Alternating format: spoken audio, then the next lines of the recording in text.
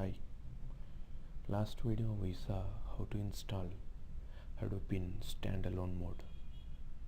In this video we're going to see how to install Hadoop in pseudo distributed operation mode. It's nothing but each daemon run in separate process in a single machine. Later we can concentrate on configuring cluster mode, and also we are going to see the same use case we used in single node as per the last video. Okay, all the concepts I took from the Hadoop documentation, so Apache deserves the copyrights.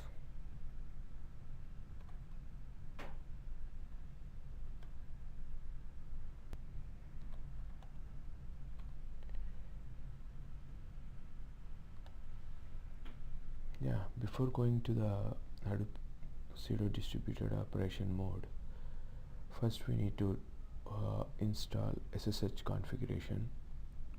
In last video we didn't configure anything for SSH or any configuration related to Hadoop, as because by default Hadoop uses default configuration files and we don't require SSH to.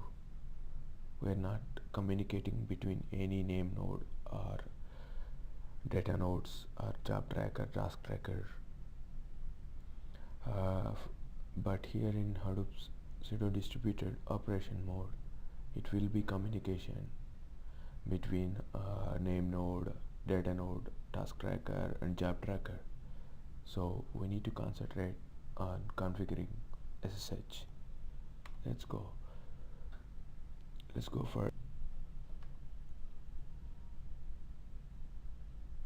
for SSH configuration. First of all, what is SSH? It is a secure shell. If we want to transfer data between the server and client or client to server securely, we are using this SSH protocol. It basically uses the cryptographic methodologies to encode or decode the data in between communication of server and client. It uses the public private key cryptography and even authentication also. And key generation, I mean public private key generation, we have a tool called SSH Keys in Ubuntu.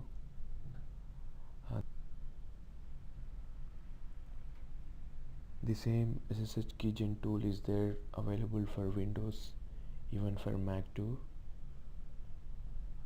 And here we need to configure passwordless authentication while communicating between client and server. Why? Because the authentication process should be automate.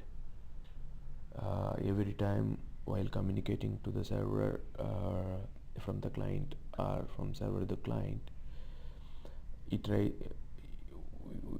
we are not able to provide the passphrase at the time, because the process is automation at each and every time. If it asks for password to authenticate, it cannot be automation, right?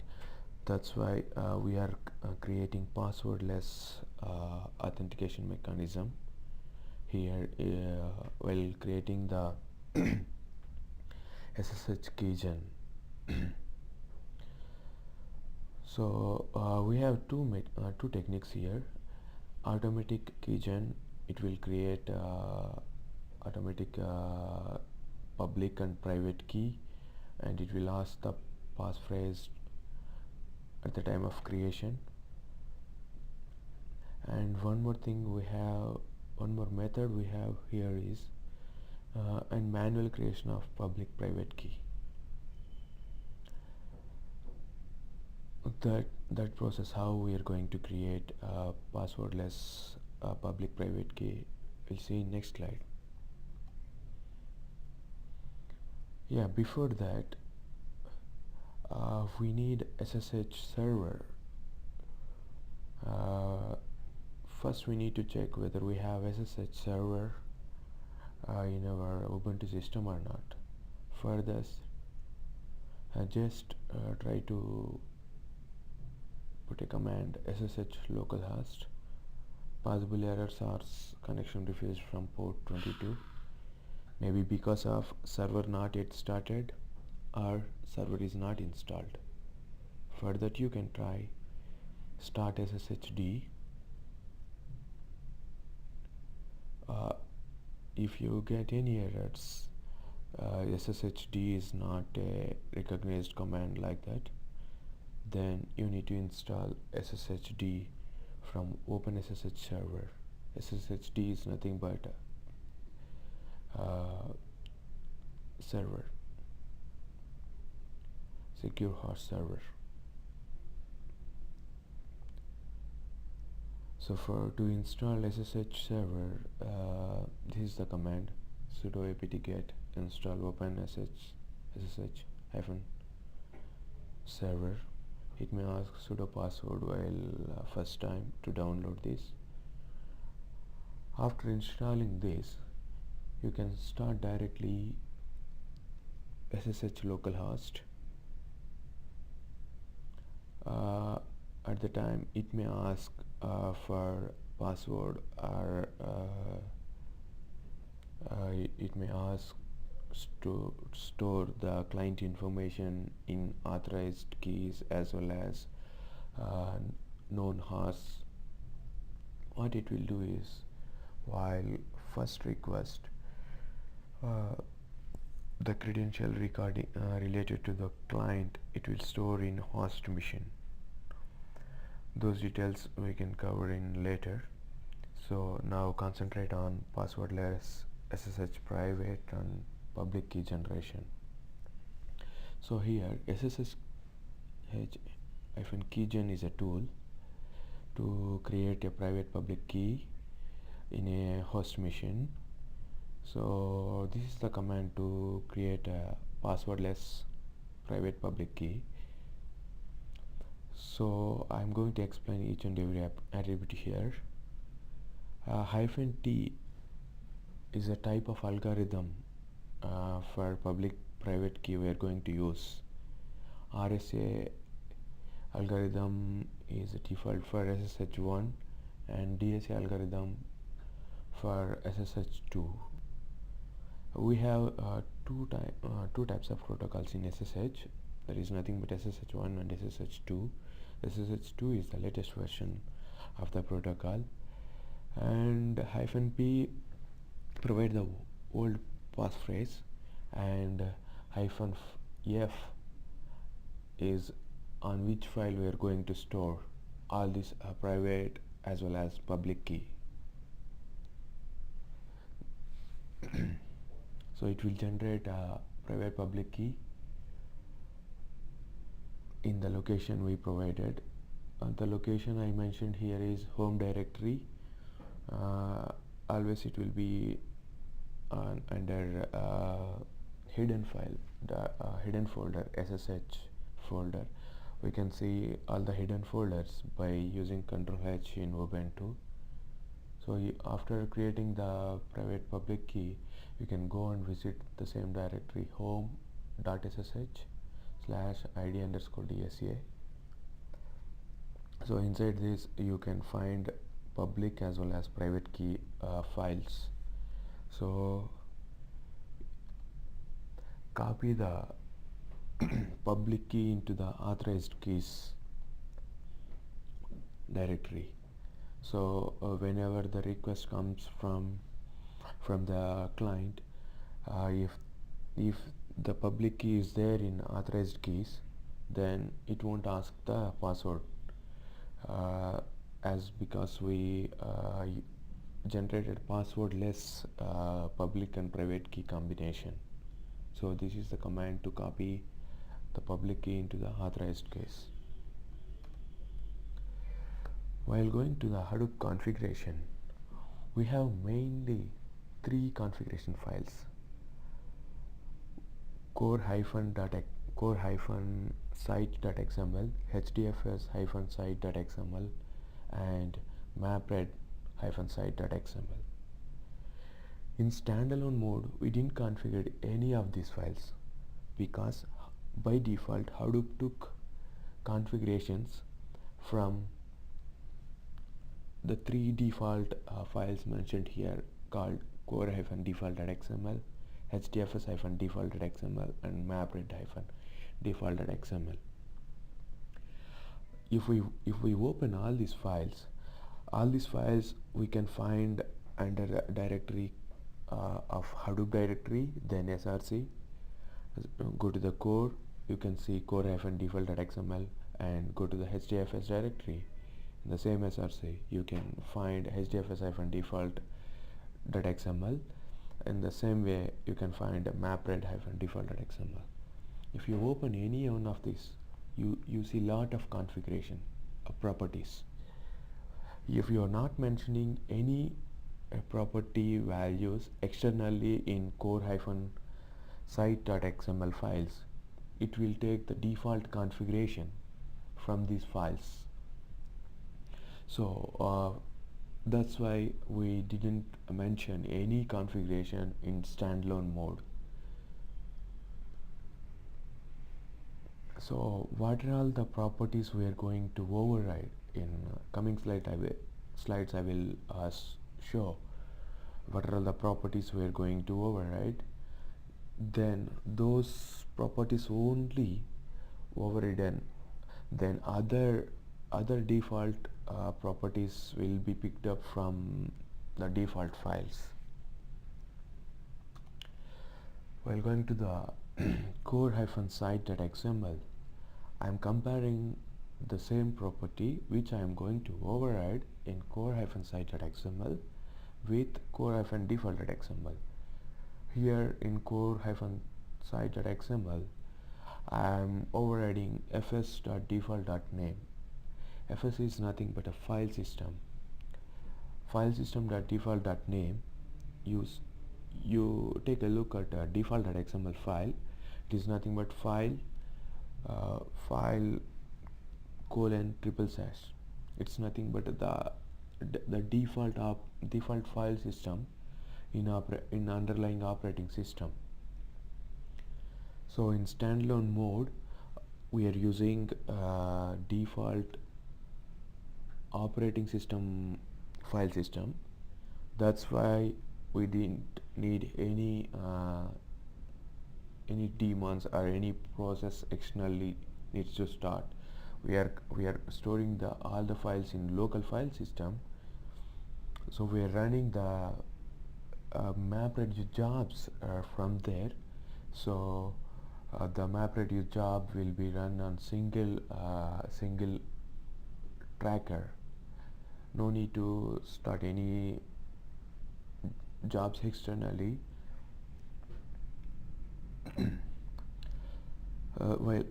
If we take in pseudo distribution mode, we are configuring this default file system to the HDFS file system, which is sitting under localhost under the port number of 9000. So while starting all the nodes, all the name node and task tracker, data node, and and job tracker, it will load the if you take the URI, HDFS is a file system. If we go to the default, it is that file system is a default underlying operating file system, and the location of that file system where it resides, and port number of that location. While coming to the HDFS-site.xml configuration, for standalone mode, it cannot be applicable. Why? Because we are not at all using any HDFS file systems.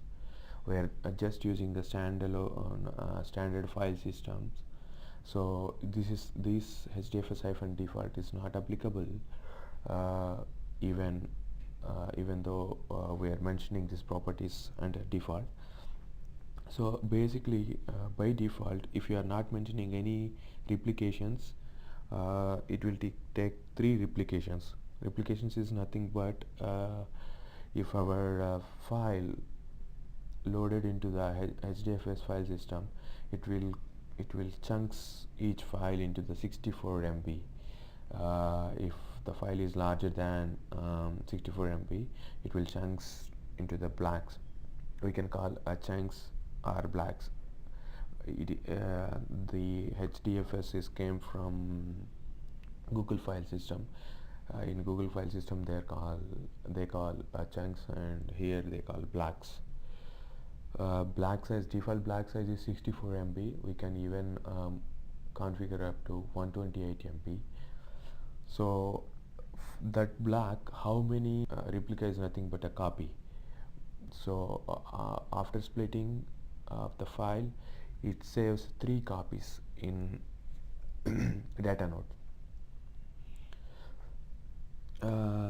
That is related to HDFS configuration. And while moving to the next configuration file, nothing but MapReduce XML. If you take a look at default file, we are mentioning MapReduce job tracker is nothing but local. If we mention it as local, all the jobs run in the process as a single MapReduce task. We are mentioning here host as well as port. So mapper will runs on separate task, and reducer will runs on a separate task. That is related to configuration files in Hadoop. While going to the demo, first let format the HDFS file system. Then I will start all the name node, data node, job tracker and task tracker. We can even see all the running nodes via web console. The default locations are localhost 50070 for name node and 50030 for job tracker. Then I'm using the same use case which I used in standalone mode, but here instead of local files, I'm copying all the files to the HDFS file system. Then I will run the same grep to count how many strings which I provided in grep, but this time the files are coming from HDFS. I will show the same from HDFS itself. Let's move for demo. My Hadoop directory is in home path of my Ubuntu. This is my directory. All my config files will go under conf directory. Let's open each config file before running the demo. This is the properties I configured in core site. We'll go to the Hadoop site. Replicas is 1. And go to the MapReduce site. The location of the job tracker.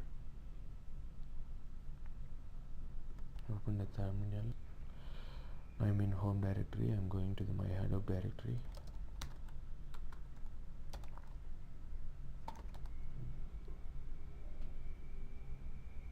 If you see in standalone mode video, I loaded files from this local directory pradeep.info and ran a MapReduce job on this local file system itself.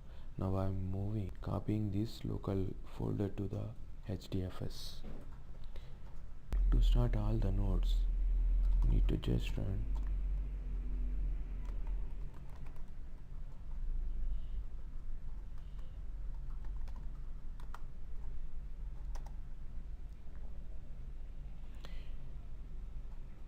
you see it is starting the name node and all the log files goes to this directory,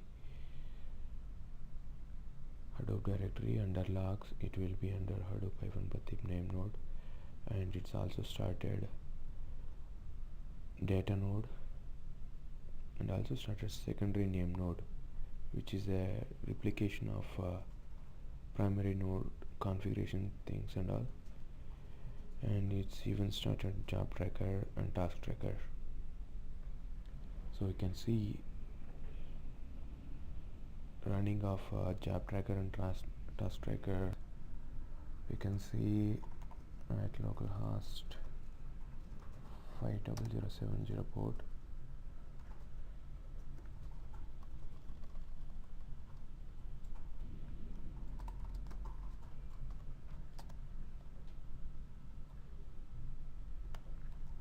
This is MapReduce console. What's the process? It shows the running jobs and retired jobs, any failed jobs we have. So now 0 map tasks and 0 reduced tasks are running.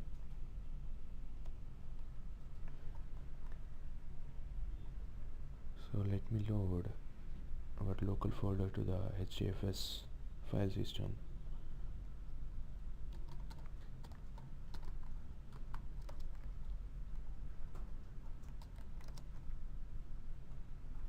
FS for file system, and even you can use all the Unix commands here by using a hyphen.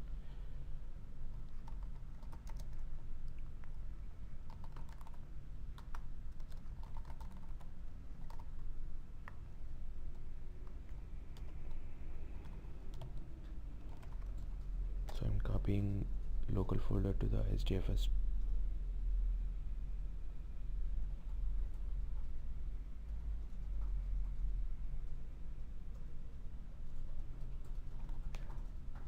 Got some error here. What is saying?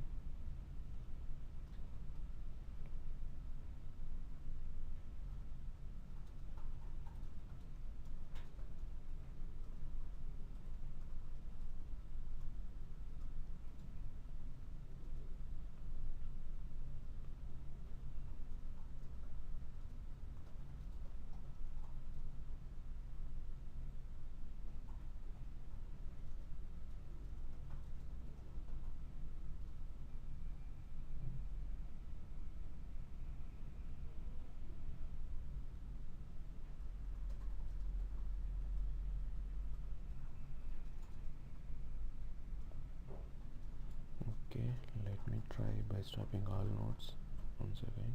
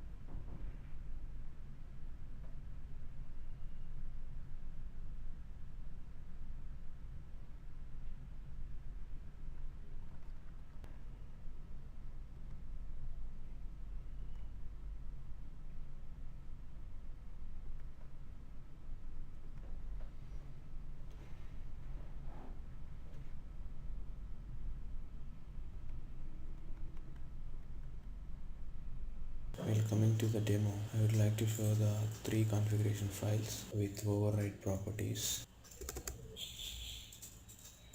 Let's open core-site.xml.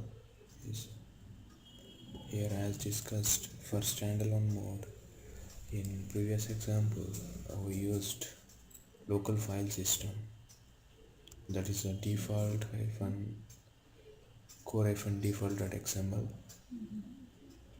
So now we are using HDFS here, which is located on localhost and 9000 port. Then while coming to the HDFS site.xml, here we are mentioning replications of chunks by default it was 3 and I overwrite to 1. And if we open MapReduce-XML, here in standalone we can see that actually by default Hadoop is storing HDFS files inside temp Hadoop hyphen and username of that OS. And also you can see as of now only DFS we have, nothing but inside this all the files which we are storing into the HDFS file system will be into this folder. So first let's start with this.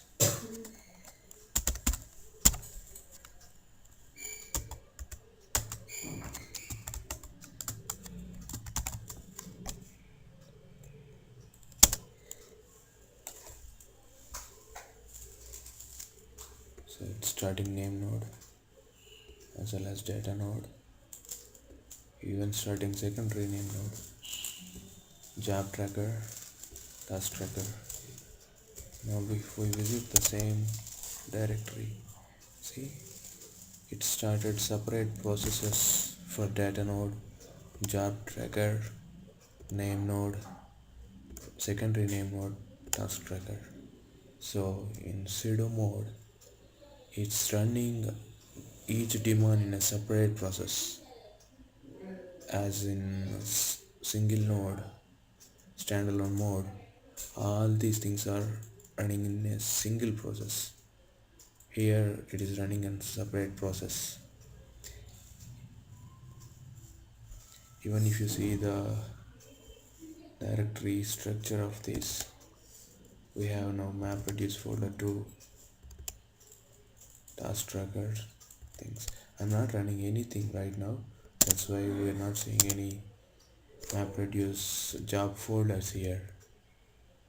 We started actually all the nodes, so let's examine from web console. Localhost, it will be so here this is a name node, is a default web page. We even can browse the files or HDFS file system from here, web console. As of now we have only temporary directory, so let me load the files to the HDFS. For that, main Hadoop FS file system hyphen put. I'm just loading the same files which I used in standalone mode, and to same folder in HDFS.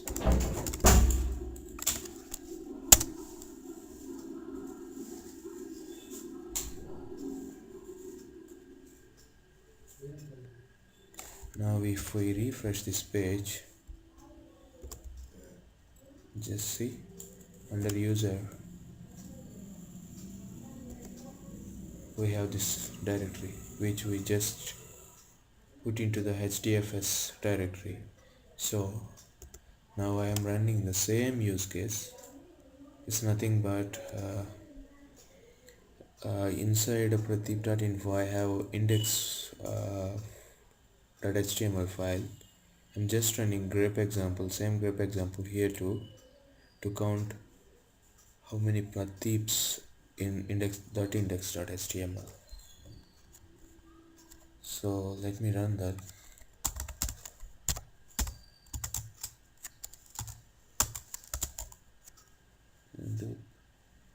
And I am running jar from jar these thing, it is Hadoop examples, and passing input directory nothing but pradeep.info. which is under HDFS output directory name I'm giving here, and the string I want to grep. I missed one more parameter here. It's nothing but class name.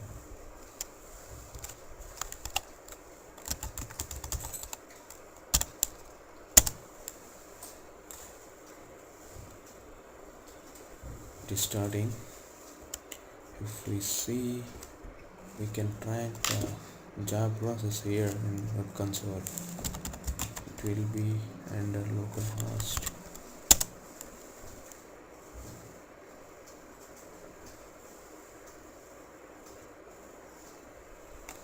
See, one node it is running, and if we go down,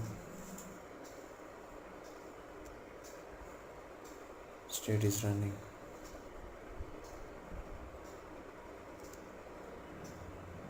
Just started mapper, and also it is showing currently running job. You can see this from this console.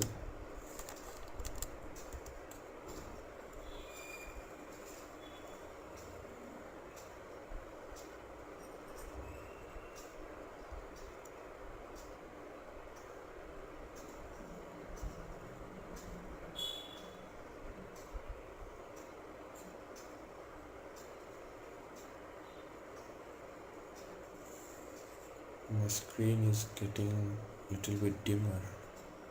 Why? Because I'm started running the jobs. It is using a lot of memory, and also I'm running and capturing the screen, all the things in one machine. It is running out of memory, I think.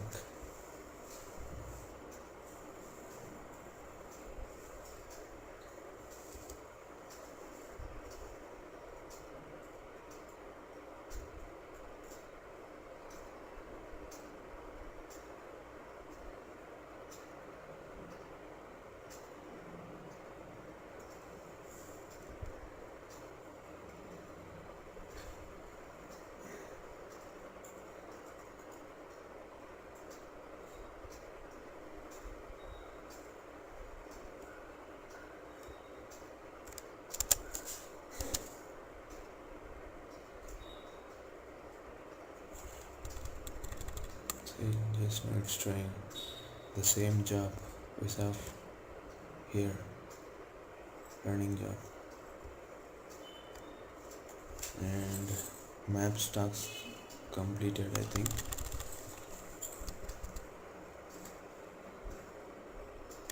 And reducer task is going on.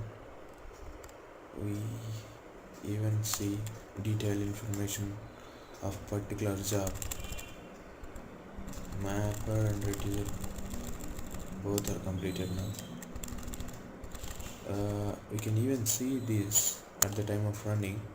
I'm sorry, I'm not able to show that because of out of memory. This web console got hanged.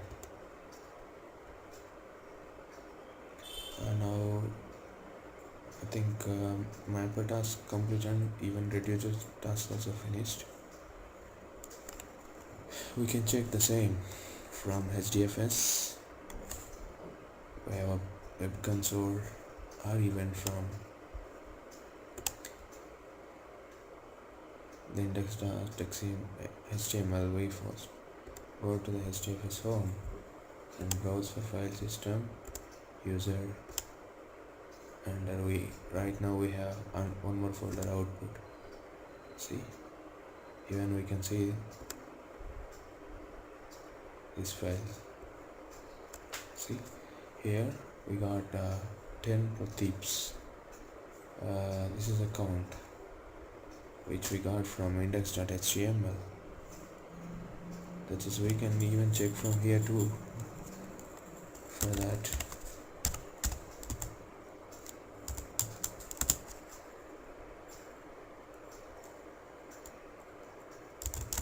fs-cat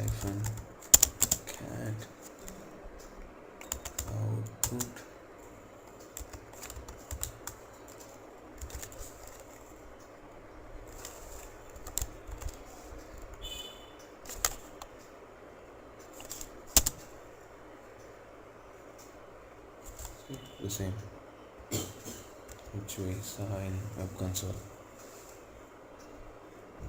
Yes, this finishes the demo, and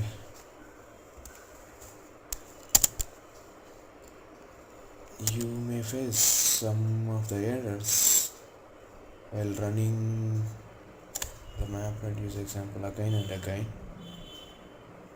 For that, solution may be Hadoop. By default it is storing all the HDFS and name node files under temp directory.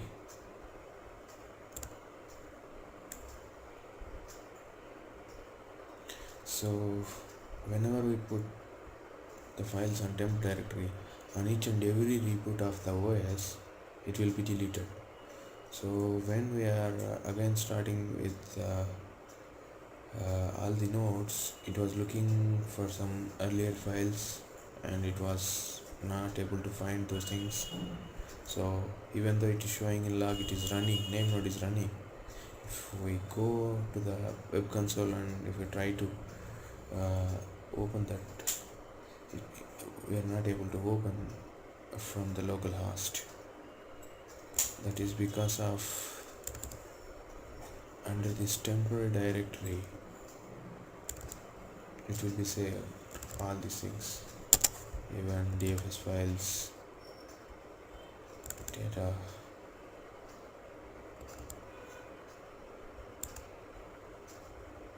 So for that we can replace the default